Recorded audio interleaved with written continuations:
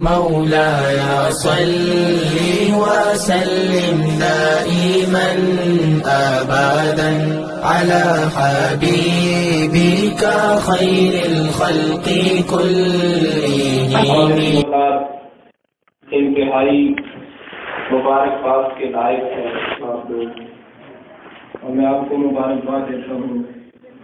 جہاں تک میری آواز آتی ہے میں وہاں تک کے ذرے ذرے کو مبارکباد دیتا ہوں، کیونکہ ہمارا رسول ذرے ذرے کے لیے رحمت کا پیغام لے کر آیا. کل جلوس رسول اللہ صلی اللہ علیہ وسلم کے اظہار عظمت کے لیے نکالا گیا، اس پر بھی آپ لوگ مبارکباد کے مستحق ہیں. ہم جلوس نکالتے ہیں، نعرے لگاتے ہیں، سجاوٹ کرتے ہیں، یہ سارا کچھ کرنے میں ہمارا کیا مدعا ہے؟ ہم رب تعالیٰ کی دھرتی کو جہاں تک ہمارے پاس میں ہے رسول اللہ کے نعروں سے سجا کر اللہ رب العزت کی بارگاہ میں یہ عرض کرتے ہیں کہ یا اللہ تیرا انتخاب بڑا لاجواب ہے. تو نے جس کو رسول بنا کر بھیجا واقعی وہ اس لائق ہے. تو نے جس کو محبوب بنایا واقعی وہ اس لائق ہے. جس کو تو نے چنا ہے وہ بڑا لاجواب ہے، کمال ہے. اب کسی کے انتخاب کی اسے داد دی جائے تو وہ خوش ہوگا یا نہ؟ کسی کے انتخاب کی اسے داد دی جائے یا تیرا انتخاب بڑا لاجواب ہے تو وہ خوش ہوتا ہے یا ناراض ہوتا ہے؟ تو جو بندے رب تعالیٰ کو رسول اللہ کے جشن منا کر، میلاد منا کر، جلوس نکال کے، جھنڈیاں لگا کے، چراغاں کر کے، سجاوٹیں کر کے عرض کرتے ہیں کہ مالک جس کو تو نے اپنا محبوب بنایا بڑا لاجواب ہے، بڑا لاجواب ہے. تو رب تعالیٰ نے بھی ارشاد فرمایا کہ کل محبوب اعلان کر دو بفضل اللہ، اللہ کے فضل کے بدلے میں، رحمت اور اللہ کی رحمت کے بدلے میں تم اللہ کا کیا کر سکتے ہو؟ اللہ تم پر فضل کرے تم بدلہ دے سکتے ہو؟ فرمایا اللہ کے فضل کے بدلے میں اور اللہ کی رحمت کے بدلے میں کا تیسری مرتبہ با کو ذکر کیا. قل بفضل اللہ، اللہ کے فضل کے بدلے میں، یہ بدلہ با کا معنی ہے. با جو ہے بے فضل اللہ میں با، اس کا معنی ہے بدلہ. اللہ کے فضل کے بدلے میں بے رحمت، پھر با کا ذکر کیا، اور اس کی رحمت کے بدلے میں فضل کا تیسری مرتبہ پھر با کو ذکر کیا. اس چیز کے بدلے میں کیا کرو؟ فضل کا فلیفرحوا، اجتماعی طور پر خوشیاں مناؤ. یفرحوا جمع کا صیغہ، جمع ہو کر خوشیاں مناؤ. توجہ اس طرف کیجئے کہ رب تعالیٰ نے دو چیزوں کا ذکر کیا، بفضل اللہ، اللہ کا فضل، وبرحمتہ ہی، اور اللہ کی رحمت. سبحان اللہ، اللہ کا فضل اور اللہ کی. جب تیسری مرتبہ با کو ذکر کیا تو فرمایا فبذالک کا، اس چیز کے بدلے. اب عربی کا قانون کہتا ہے کہ ذالے کا نہیں، زانے کا ہونا چاہیے تھا، کیونکہ پیچھے دو چیزیں ہیں. تو واحد کا صیغہ نہیں، تثنیہ کا صیغہ ہونا چاہیے تھا. اللہ کا فضل، اللہ کی رحمت، جب چیزیں دو ہیں تو ان کی طرف ضمیر بھی، اشارہ بھی تثنیہ کے اشارے سے ہونا چاہیے تھا. پھر اللہ تعالیٰ نے فرمایا فبذالک کا، اس چیز کے بدلے. گویا کہ رب تعالیٰ نے اشارہ فرمایا کہ گلی گلی تلاش نہ کرتے پھرنا کہ اللہ کا فضل کون ہے، اللہ کی رحمت کون ہے. میں تمہیں اشارہ دیتا ہوں کہ جو فضل ہے وہی رحمت ہے. وہ ذات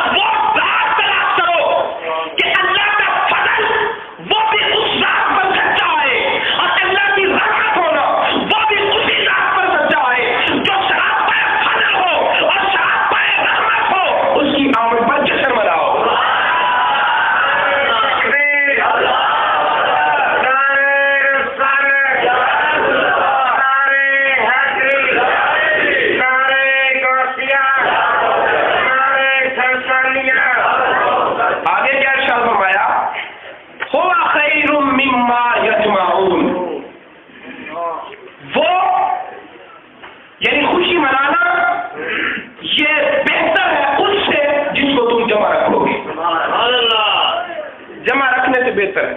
پیچھے تو فرمایا کہ خوشی مناؤ. خوشی دل میں بھی منائی جا سکتی ہے. جو اعتراض اگر کسی کے ذہن میں آ جائے کہ رسول اللہ نے اپنے ولادت کی خوشی روزہ رکھ کے منائی, نفل پڑھ کے خوشی مناؤ, روزہ رکھ کے خوشی مناؤ, رب تعالیٰ نے فرمایا پیچھے خوشی مناؤ. آگے کیا فرمایا کہ یہ خوشی منانا پیسے جمع رکھنے سے بہتر ہے. بات تو خوشی کی تھی, آگے جمع خوشی کا ذکر کس لیے کیا؟ یہ اشارہ دے دیا کہ اے جب خوشی مناؤ گے تو میرے محبوب پر پیسے بھی خرچ کرو گے, دولت لٹاؤ گے. پھر فرمایا یہ تمہارا میرے نبی کی خوشی میں خرچ کرنا, چراغاں پہ خرچ کرنا, جھنڈا پہ خرچ کرنا, جھنڈیوں پہ خرچ کرنا, ارے کام پہ خرچ کرنا, غربا فقراء کی دعوت پہ خرچ کرنا, جو میرے نبی کے نام پر خرچ کرو گے یہ جمع کرنے سے بدر جمع بہتر ہوگا. اس کی تفسیر میں علماء نے فرمایا, اس آیت کی تفسیر میں علماء نے فرمایا کہ جمع کرنے سے اللہ تعالیٰ نے یہ نہیں فرمایا کہ دنیا کے لیے جمع کرو تو اس سے بہتر ہے, بلکہ مطلق فرمایا کہ جو تم جمع کرو اس سے پتہ چلتا ہے کہ جمع شدہ پیسہ کا کسی نیت سے ہو. کوئی اس نیت سے جمع کرے کہ میں یہاں نہیں خرچ کرتا, میں کسی غریب کی مدد کروں گا, اللہ کے لیے کرنی ہے. میں یہاں نہیں خرچ کرتا, میں کسی کو جوڑا لے لوں گا کپڑوں کا. میں یہاں نہیں خرچ کرتا, میں کسی کی شادی کروا دوں گا. میں یہاں نہیں خرچ کرتا, میں رفاع عامہ کا کام کر دوں گا. تو میرے رب تعالیٰ نے فرمایا تو نے جو بھی کرنا ہے اگر تو میرے لیے کیا پھر تو مجھے اچھا لگے گا, اگر دنیا کے لیے کیا ریا ہو جائے گا, کوئی قیمت نہیں پڑے گی. اگر میرے لیے خرچ کرتا ہے تو میں کہتا ہوں تم جس نیت سے بھی پیسہ رکھے جو مصطفیٰ کے میلاد سے بچا کر رکھا وہ کوئی بہتر نہیں ہے, تم تمہارے کام پر لگا کے وہ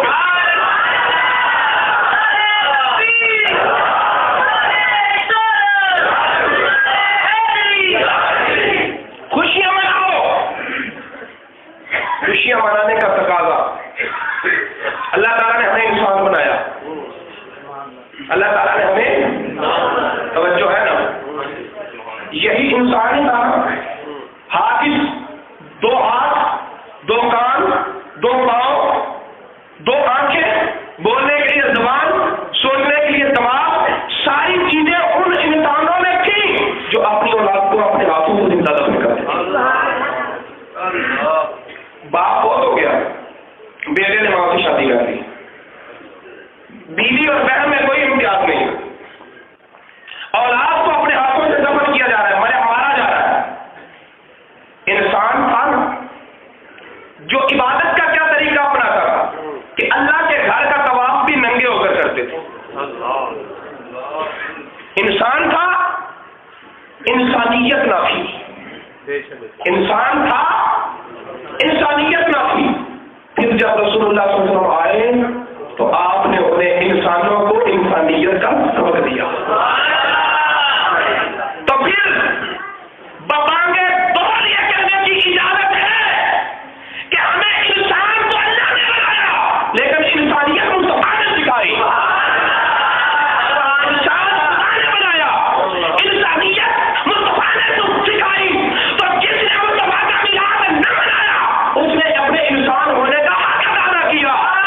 میلاد منانا, مصطفیٰ کے میلاد کا جشن کرنا فقط اسلام کا تقاضا نہیں, تیرے انسان ہونے کا تقاضا. اس نے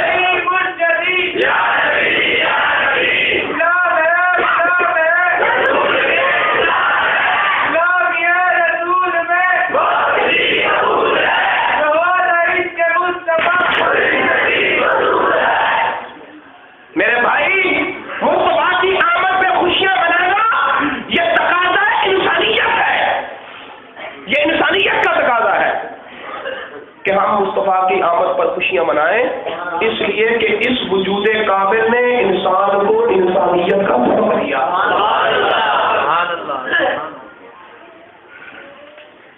توجہ, آپ کا دروازہ کھٹکا, آپ نے کنڈی کھولی. میں آپ کو مثال میں سمجھانا چاہتا ہوں کوئی پیغام. دروازہ کو کھٹکا, کنڈی کھولی, دروازے پہ ایک کاتب تھا، اس نے آپ کو ایک چٹھی دی، آپ نے لے لی، وہ چلا گیا۔ کسی اور موقع پہ پھر دروازہ کھٹتا ہے، کنڈی کھولتے ہیں، دینے والا آپ کو چٹھی پکڑاتا ہے، آپ نے چٹھی کو دیا، اس کے عنوان کو دیکھا، چوما، جیب میں رکھی، پیغام بعد میں پڑھ لیں گے، پہلے اندر تشریف لائیں، اس کے لیے بستر لگا، اس کے لیے کھانے پکے، اس کی تکلف میزبانی ہوئی، کیوں؟ اس لیے کہ یہ آنے والا پیر خانے سے آیا تھا،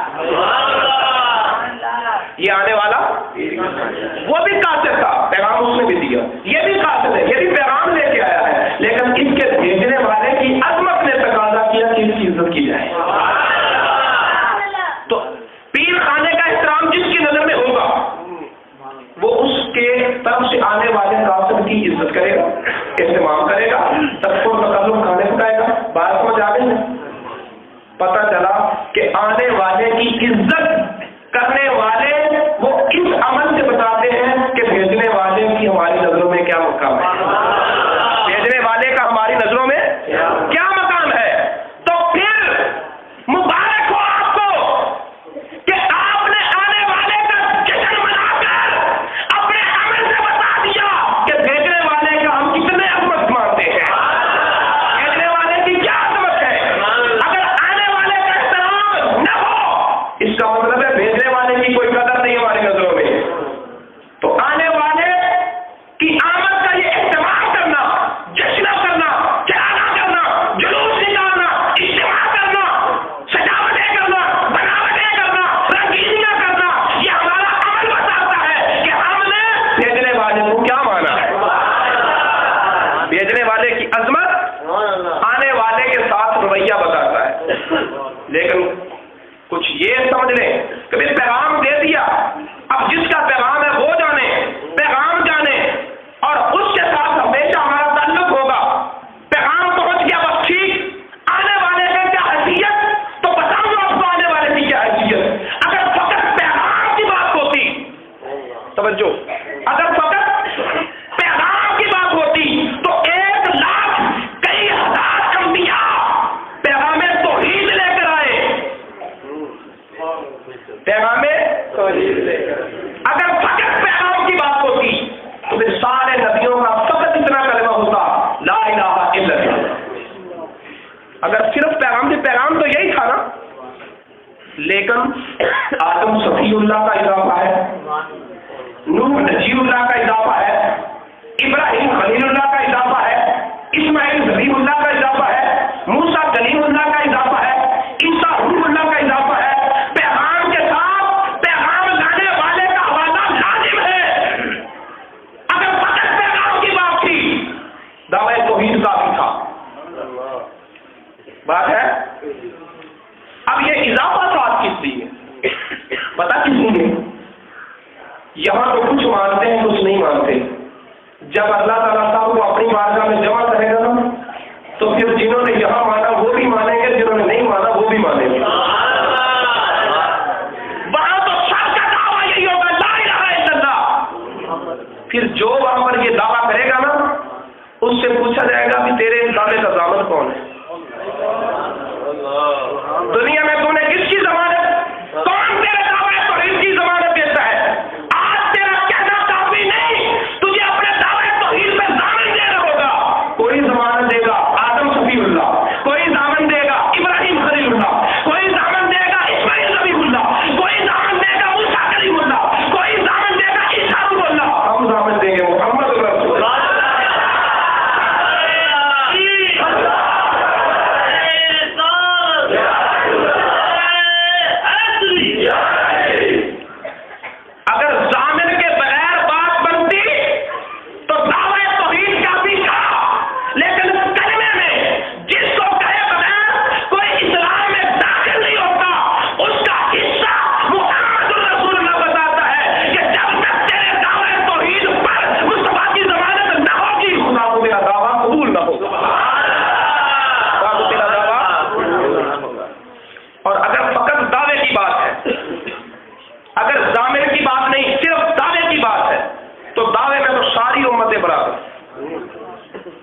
لا الہ الا اللہ کہنے میں ساری امتیں برابر.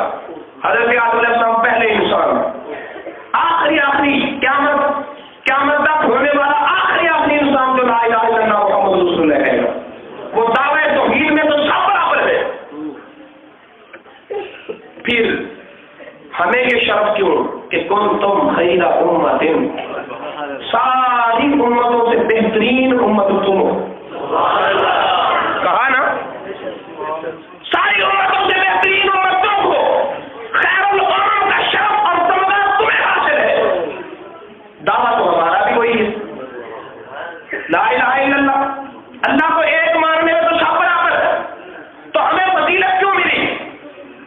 زندگیاں ان کی زیادہ تھیں, لہذا نیکیاں بھی ان کی زیادہ تھیں, نمازیں ان کی زیادہ تھیں, روزے ان کے زیادہ تھے, جہاد ان کا زیادہ تھا, تقویٰ ان کا زیادہ تھا, زہد ان کا زیادہ تھا, ریاضت ان کی زیادہ تھی, عبادت ان کی زیادہ تھی, اور احکام ہم سے زیادہ مشکل ان پر نازل ہوئے تھے, امتحان ان کے زیادہ ہوئے تھے.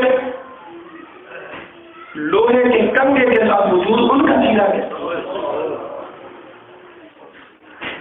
آگ کی خندقوں پر میں ان کو پھینکا گیا, اور خیر العلوم کا تاج ہمیں پہنایا. بات عمل کی, بات دعوے توحید کی ہوتی, ہمیں سب امتوں کے برابر رکھا جاتا, لیکن ماننا پڑے گا ان کے پاس سب کچھ تھا, دامن مصطفیٰ تھا, ہمارے پاس کچھ نہ صحیح. ہمارا دامن جو سب سے اعلیٰ ہے, تو ان کی ضمانت بھی سب سے اعلیٰ ہے.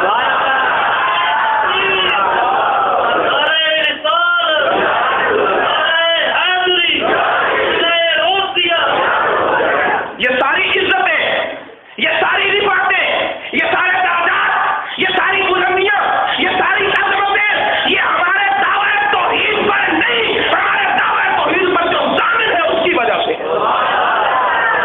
ہمارا ضامن جو سب سے بڑا, لہذا ہمارا دعویٰ بھی سب سے بڑا. تو جس کی وجہ سے تمہیں بڑائیاں ملے, جس کی وجہ سے تجھے عزتیں ملے, جس کی وجہ سے تجھے عظمتیں ملے,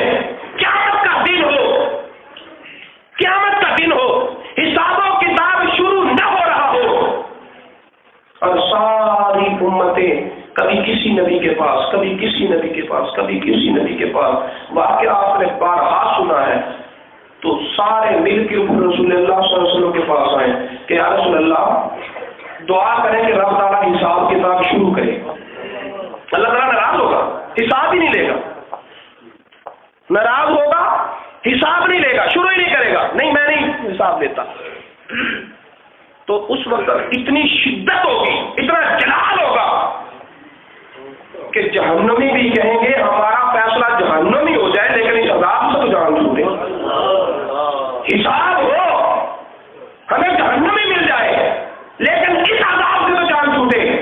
تو ساری کائنات مل کر رسول اللہ کی بارگاہ میں آئے گی کہ یا رسول اللہ کسی کی نہیں مانی جا رہی, آپ دعا فرمائے نا, آپ سفارش کریں نا, ہمیں یقین ہے کہ آپ ہی کی مانے گا, یقین ہے کہ. پھر رسول اللہ صلی اللہ علیہ وسلم سجدہ فرمائیں گے, ظلم بھی بکھرے گی, رب تعالیٰ فرمائے گا محبوب ارفع رأسک, اپنے پیارے پیارے سر کو اٹھا, اور بول کیا بولتا ہے, جو کہے گا مان لوں گا. جب ساری کائنات رسول اللہ کے قدموں میں ہوگی, تب, پہلے نہیں. اس لیے کہ رب تعالیٰ یہ ظاہر کر دے گا, یہ واضح کر دے گا کہ جان لو, اس حقیقت کو مان لو کہ جب تک کوئی میرے محبوب کے قدموں میں نہیں آتا, میں بھی اس کی نہیں سنتا, میں بھی اس کی.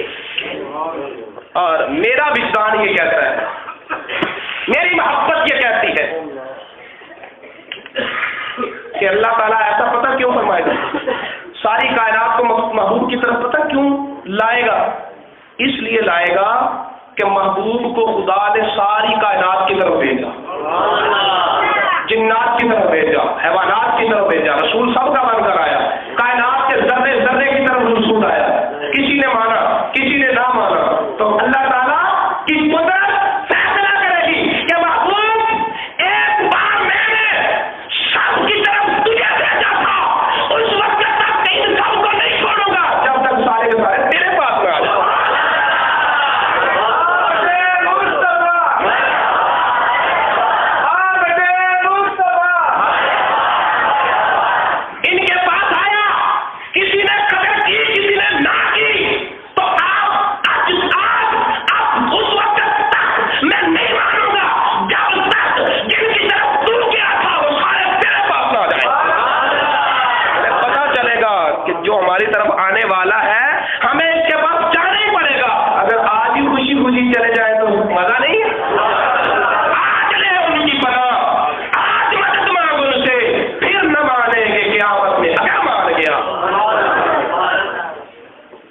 کے آئی, یا رسول اللہ حساب نہیں لے رہا. خدا بولتا ہی نہیں ہے, خدا بولتا ہی نہیں ہے. آپ ہماری سفارش کریں نا کہ چلو ہم مجرم سے ہی, وہ ہم سے کلام تو کرے, ہم سے بولے تو صحیح, ہمارا حساب تو لے. رب تعالیٰ کا محبوب جب کہے گا تو پھر اللہ تعالیٰ حساب لے گا. اس عمل سے بتا دے گا کہ محبوب میری تو مرضی یہی ہے کہ میں بولوں تو فقط تجھ سے ہی بولوں, اگر تو کہتا ہے تو میں تیرے کہنے پہ ان سے بھی بات کر لیتا. میں تو یہی چاہتا ہوں کہ میں بولوں تو صرف تجھ سے بولوں, میں کلام کروں تو فقط تجھ سے کروں.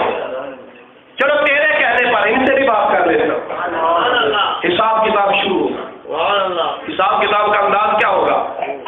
میکائیل علیہ السلام کو بلایا جائے گا. میکائیل, میں نے جو تجھے پیغام دیا تو نے اس کا کیا کیا؟ یا اللہ میں نے تیرا پیغام جبریل امین تک پہنچا دیا. جبریل امین کو بلایا جائے گا. جبریل تجھ تک میرا پیغام پہنچا؟ ہاں رب جلیل, میکائیل نے تیرا پیغام مجھے پہنچا دیا. میکائیل کی چھٹی, شہادت مل گئی, چھٹی.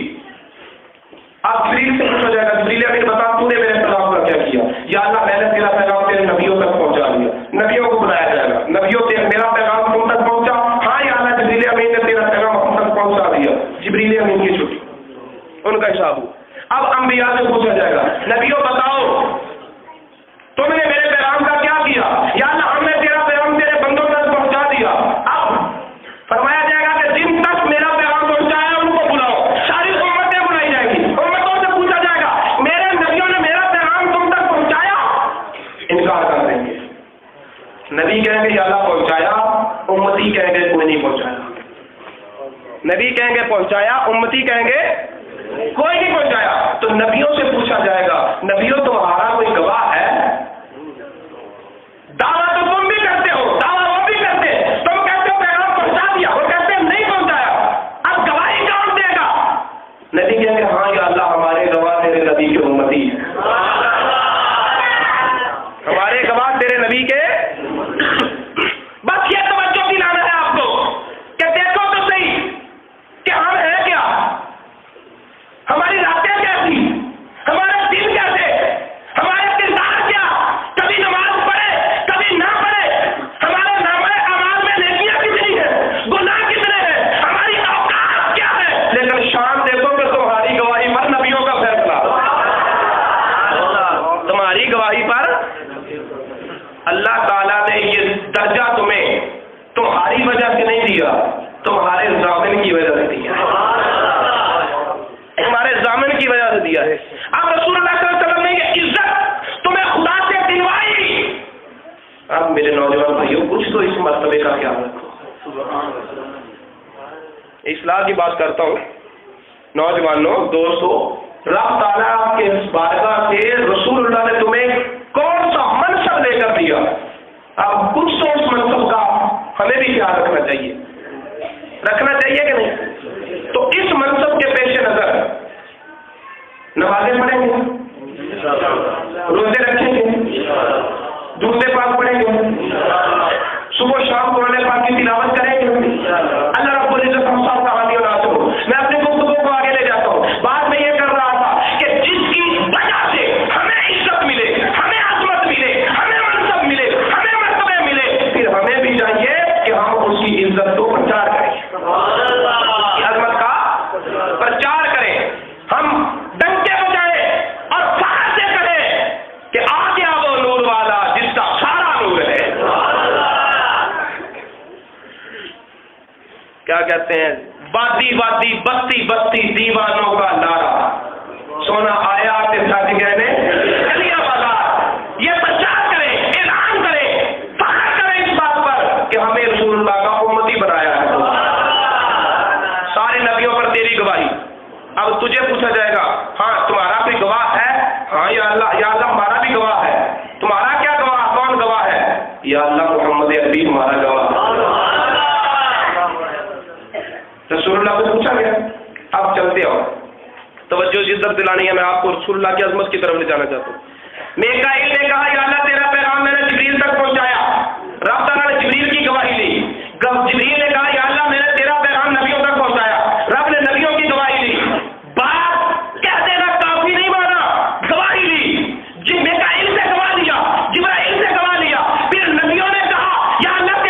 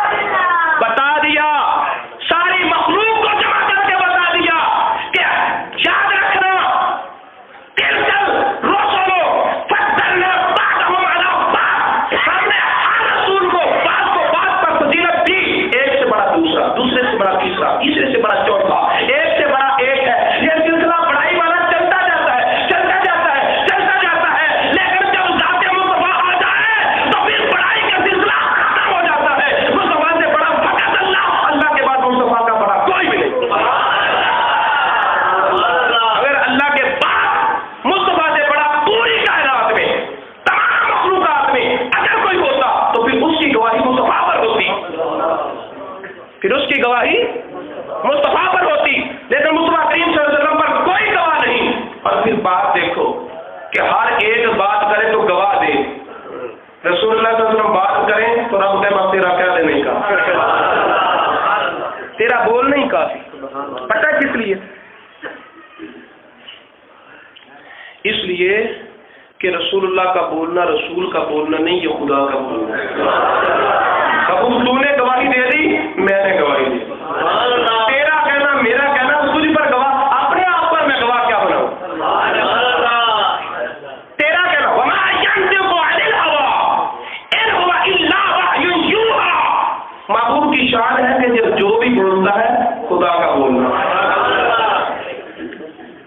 توجہ، صحابہ کرام حضرت سیدہ ام المومنین عائشہ صدیقہ کی بارگاہ میں حاضر ہوتے ہیں، عرض کرتے ہیں کہ امی جان ہم نے قرآن پڑھا ہے اور قرآن میں اللہ تعالیٰ نے فرمایا ہے وَإِنَّكَ لَعَلَىٰ خُلُقٍ عَظِيمٍ، کہ اے محبوب بے شک آپ اخلاق عظیمہ پر فائز ہیں، آپ کا اخلاق خلق عظیم ہے۔ تو امی جان بتائیں نا، ما خلقہ، رسول اللہ صلی اللہ علیہ وسلم کا خلق سے کیا مراد ہے؟ اخلاق خلق کی جمع ہے، خلق کہتے ہیں اس اچھی عادت کو جو انسان کی فطرت میں موجود ہے۔ یہ معنی ہم نے سمجھ لیا، توجہ چاہوں گا، معنی سمجھ آ گیا؟ ہم عربی تو نہیں، اجمی ہے نا، ہمیں خلق کا معنی آ گیا، صحابہ کو نہیں آتا تھا جن کی زبان عربی تھی، جو عربی ماں باپ سے پیدا ہوئے تھے، جو عربی ماحول میں پرورش پائی جنہوں نے، تو انہیں خلق عظیم کا معنی نہیں آتا تھا، وہ کیوں پوچھنے گیا ام المومنین سے؟ پتا چلا کہ صحابہ کا عقیدہ تھا کہ قرآن کا جو معنی سمجھ آ جاتا ہے وہ بھی ٹھیک ہے، لیکن جو نہیں سمجھ آتا اس سے کئی گنا زیادہ اس میں راز پوشیدہ ہے۔ قرآن کی سمجھ ہر ایک کو الگ نوعیت کی ہے، جب ہر ایک سے بڑھ کر بڑے سے بڑا ایک سے بڑھ کر ایک قرآن کو جاننے والا ہے، تو پھر صحابہ کو چاہیے تھا حضرت عبداللہ بن عباس کے پاس جاتے، جن کے متعلق رسول اللہ نے کہا یا اللہ وفقہ فی الدین، یا اللہ اس کو دین کی سمجھ عطا فرما، یا اللہ اس پر اپنے قرآن کی تفسیر کے دروازے کھول دے۔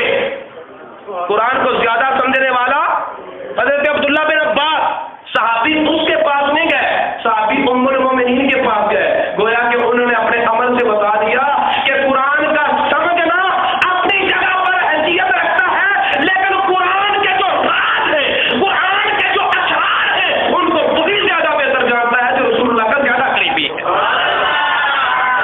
جو رسول اللہ کا زیادہ قریبی ہے وہ قرآن کے راز جانتا ہے، تو وہ پوچھنے یہ نہیں آتے کہ معنی کیا ہے، پوچھنے یہ آئے تھے کہ اس میں راز کیا ہے۔ اگر معنی پوچھنا ہوتا تو عبداللہ بن عباس سے پوچھتے، معنی پوچھنا ہوتا تو حضرت علی سے پوچھتے، اگر معنی پوچھنا ہوتا تو حضرت عمر سے پوچھتے، جنہوں نے 6 مہینے میں سورہ بقرہ کے راز سیکھے تھے۔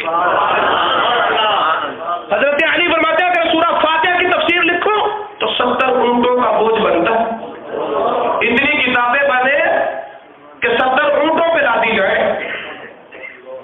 وہ علوم اگر معنی پوچھنا تھا تو ان سے پوچھتے، ام المومنین کے پاس آئے تھے کہ ماضی بتا دیں کہ اس میں راز کیا ہے، اس میں سر کیا ہے، اس کا معنی کیا ہے۔ تو پھر ام المومنین بڑے امتحان میں پڑ گئی کہ صحابہ کا تقاضا تو یہ تھا کہ اللہ تعالیٰ نے اس آیت میں انک لعلی خلق عظیم کے اندر جو خزانہ محبوب کی عظمتوں کا رکھا ہے، محبوب کے جن فضائل کا بیان کیا ہے، ان کو الفاظ کا لباس پہنا دیا جائے۔ اب کون ہے جو مصطفیٰ کی عظمت کو الفاظ کا پیغام، الفاظ کا جامع پہنانا تو بہت مشکل تھا۔ سیدہ ام المومنین کی دانش اور دلائی پر 100 جان سے قربان، انہوں نے ایک جملے میں سارے راز کھول دیے اور ایک جملے میں سارے جواب دے دیے۔ اور مجھ سے پوچھنے والوں، اگر تم حضرت مصطفیٰ کا سوال کرتے ہو کانا خلق القرآن، تو قرآن کو دیکھ لو، قرآن کو دیکھ لو، قرآن کو۔ اب قرآن کو ہم دیکھیں تاکہ عظمت مصطفیٰ سمجھ آئے۔ قرآن کی طرف توجہ کریں۔ قرآن کی آیتیں 2 طرح کی ہیں، آیات محکمات آیات متشابہات. ان الفاظ سے نہیں سمجھے اذان کرتا ہوں کہ محکم وہ آیت ہے جس کا معنی تفصیل سے سمجھ آ جاتا ہے. حدیث پڑھ کر، مفسرین کے اقوال پڑھ کر، صحابہ کی کردار پڑھ کر جس آیت کا معنی سمجھ آ جائے اس کو کہتے ہیں یہ آیت محکمہ ہے. یہ آیت محکمہ ہے. اور کچھ آیتیں وہ ہیں کہ کسی طرح بھی ان کا معنی سمجھ آتا ہی نہیں، کسی طرح بھی اس کا معنی سمجھ، اس کو کہتے ہیں یہ آیت متشابہات. آیات مثلا الف لام میم آیت ہے، معنی کوئی نہیں پتا. ٹھیک ہے. ید اللہ فوق ایدیہم، اللہ کا ہاتھ ان کے ہاتھوں پر ہے. اب اللہ کا تو ہاتھ نہیں ہے، یہ آیت متشابہہ ہے. الف لام را کیا مطلب؟ یہ آیت متشابہہ ہے. نون یہ آیت متشابہہ ہے. یاسین طٰہٰ یہ آیات متشابہات ہیں. معنی تو ہے نا، سمجھ نہیں آتے. اب کوئی انکار کر دے کہ جو آیت سمجھ نہیں آتی وہ اسے مانتا بھی نہیں، مسلمان رہے گا؟ پتہ چلا کہ قرآن کی طرف توجہ دلائی ام المومنین نے کہ قرآن کو دیکھو. اور قرآن کو دیکھا تو ہمیں دو طرح کی آیتیں نظر آئی، کچھ سمجھ آتی ہیں کچھ نہیں آتی. جو سمجھ نہیں آتی وہ بھی مانتے ہیں، جو سمجھ آ جائے وہ بھی مانتے ہیں. تو ام المومنین نے کیا سبق دے دیا کہ مصطفیٰ کی عظمتوں کو اپنی عقل پر سمجھنے کی کوشش نہ کرو. جس طرح قرآن وہ بھی مانتے ہو جو سمجھ آ جائے، وہ بھی مانتے ہو جو سمجھ نہ آ جائے، اسی طرح مصطفیٰ کی وہ عظمتیں جو تمہاری سمجھ میں آ جائے انہیں بھی مانو، جو نہ آئے انہیں بھی مانو.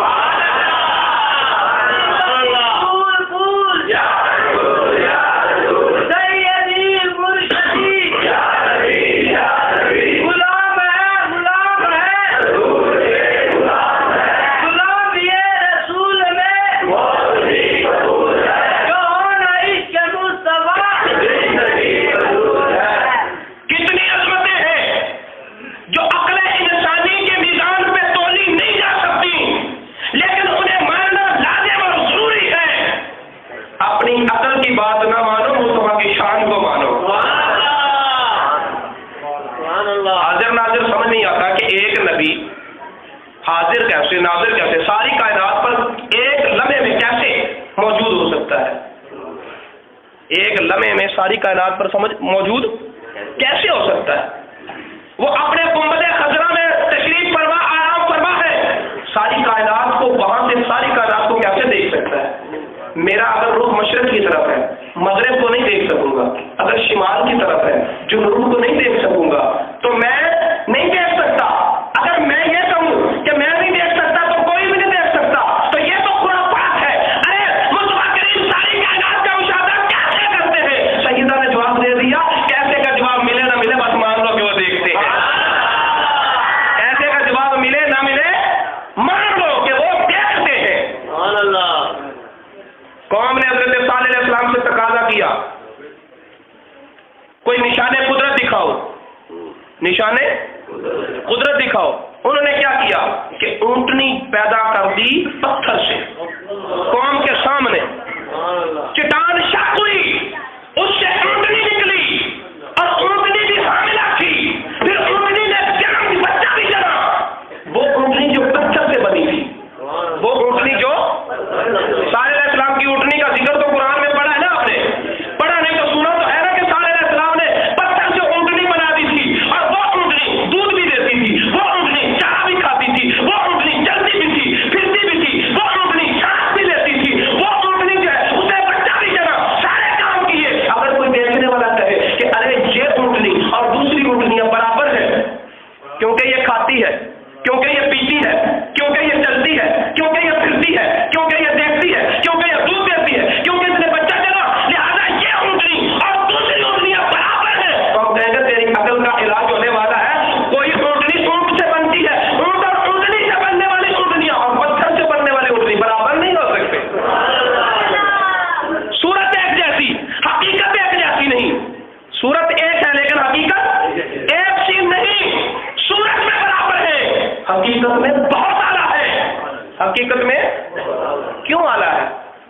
اونٹنیاں تو یہ بھی رب نے بنائی، لیکن اس اونٹنی کو کہا کہ ناقۃ اللہ، یہ اللہ کی اونٹنی ہے، یہ اللہ کی اونٹنی ہے، اس کو اللہ کی اونٹنی کہا۔ تو اللہ تعالیٰ نے پتھر سے اونٹنی بنا دی نا، پتھر سے اونٹنی کا پیدا ہونا عقل میں آتا ہے، لیکن ہم مانتے ہیں کہ پتھر سے اونٹنی بنی تھی، عقل میں نہیں آتا لیکن مانتے ہیں۔ اونٹنی کے بارے میں نہیں عقل کو ترازو بنایا، تو مصطفیٰ کے بارے میں عقل کو کیوں لاتا ہے؟ جو خدا پتھر سے اونٹنی پیدا کرنے پر قادر ہے، وہ اپنے محبوب کو حاضر ناظر ہونے کی طاقت دینے پر بھی قادر ہے، وہ اپنے محبوب کو ساری کائنات کا مشاہدہ کروانے پر بھی قادر ہے۔ رب کی قدرت ہے نا۔ اب دیکھیں نبی پاک صلی اللہ علیہ وسلم ایک کھچر پر تشریف فرما، کھچر پر حضرت زید بن ثابت رضی اللہ تعالیٰ نے حدیث کے راوی ہیں، مشکاۃ شریف میں یہ حدیث موجود ہے، کھچر پر تشریف فرما ہے اور کھچر کا گزر ہوا چند قبروں سے، تو وہ کھچر بدھ کا، سنا ہے نا رسول اللہ کے جانور نے قبروں کا حال دیکھ کر بدھ کا تھا، واقعہ سنا ہے نا؟ قبر کھچر کیوں بدھ کا؟ اس لیے کہ اس پر قبروں کا حال ظاہر ہو گیا، کھچر نے قبروں کو دیکھ لیا، کشف القبور۔ دیکھو عذاب عالم برزخ میں ہو رہا ہے، کھچر عالم دنیا میں تھا، ایک ملک کا فاصلہ نہیں ہے، ایک بر اعظم کا فاصلہ نہیں ہے، مشرق اور مغرب کا فاصلہ نہیں ہے، بلکہ ایک جہان کا دوسرے جہان تک فاصلہ ہے۔ یہ جہان اور ہے، وہ جہان ہی اور ہے، جہان کا فاصلہ۔ کھچر نے عالم دنیا میں رہتے ہوئے عالم برزخ کے حالات کو دیکھ لیا، کیسے؟ اس لیے دیکھ لیا کہ سوار مصطفیٰ تھے، اس لیے دیکھ لیا کہ سوار مصطفیٰ تھے۔ ارے مصطفیٰ کریم صلی اللہ علیہ وسلم نے اپنے اس معجزے کا اظہار کر کے بتا دیا، اور جس کی سواری کا یہ دیکھنا ہے، اس سوار کا دیکھنا کیا؟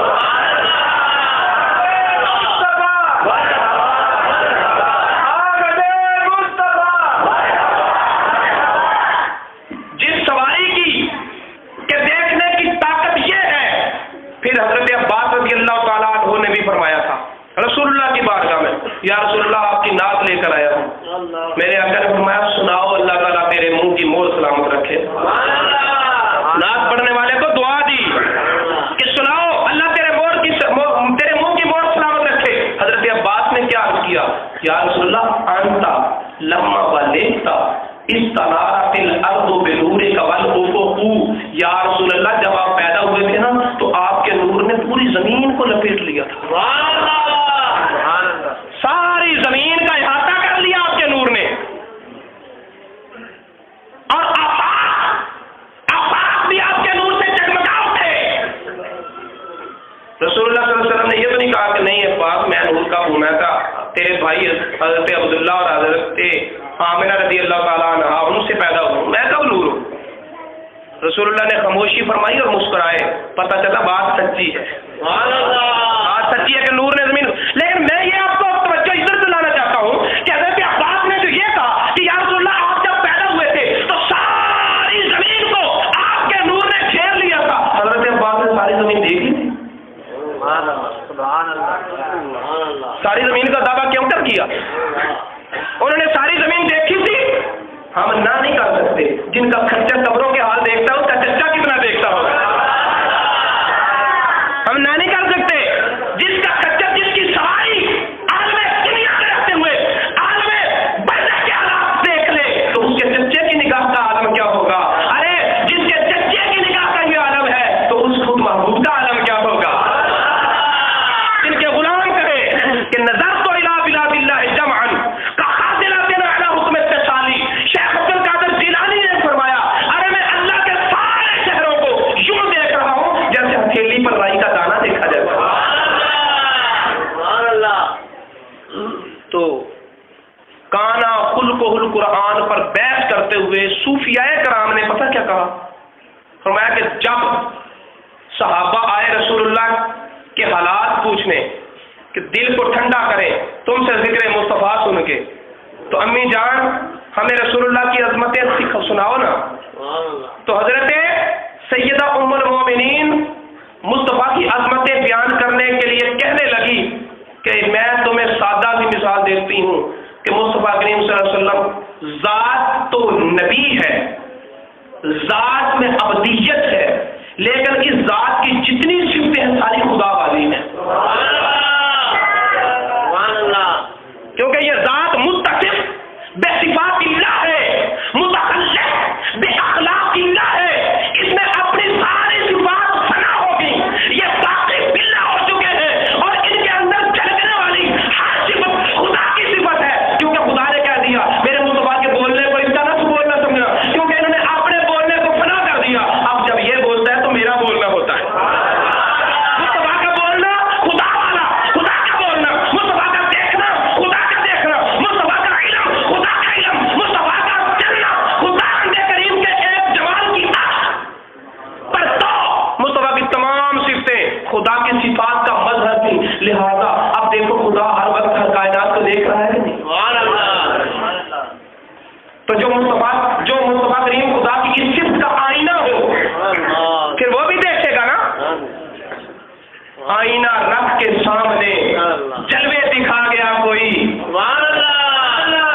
آئینہ رکھ کے سامنے جلوے دکھا گیا کوئی، آتشوں کے دید میں سامنے آ گیا کوئی. اب مصطفیٰ کو دیکھنے والوں، مصطفیٰ کریم صلی اللہ علیہ وسلم نے فرمایا من رآنی فقد رأى الحق، جس نے مجھ کو دیکھا اسے خدا کو دیکھا.